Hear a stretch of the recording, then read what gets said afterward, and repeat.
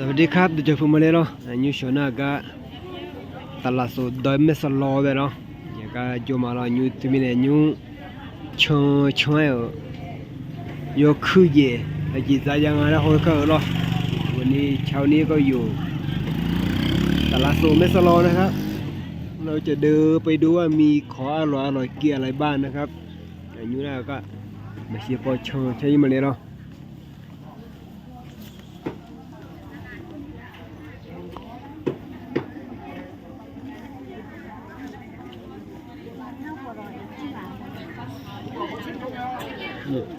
ขอสดๆนะครับขอสดๆนะช่วงนี้เขาคึกคักส่วนของแม่ยงอยู่ชนะเนาะน่าดอกไม้สดนะครับดอกไม้สดนี่นะครับแต่กว่าดอยแต่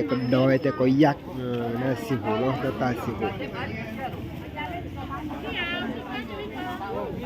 น่าอบีแล้วอบีปูเนี่ยแล้วอบีเนาะบีนี่คือชะอมนะข้าวบุหรี่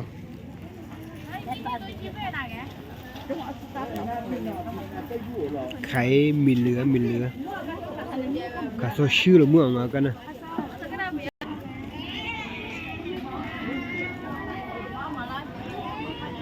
เนี่ยอะโวคาโดนะครับอะโวคาโด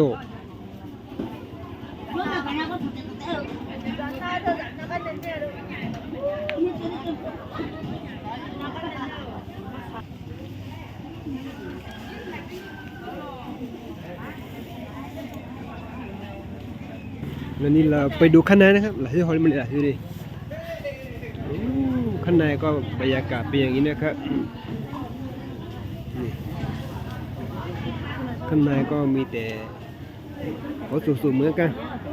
นี่โยชิเกะเตี้ยงเอาแต่ก็เลยนะอาจามุนนี่ก็ขายหมูนะฮะ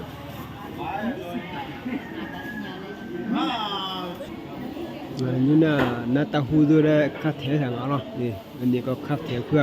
จะซื้อนัตตาหูนะครับอันนี้ก็มีผลไม้สดๆนะครับพอดีน่ะเสียดู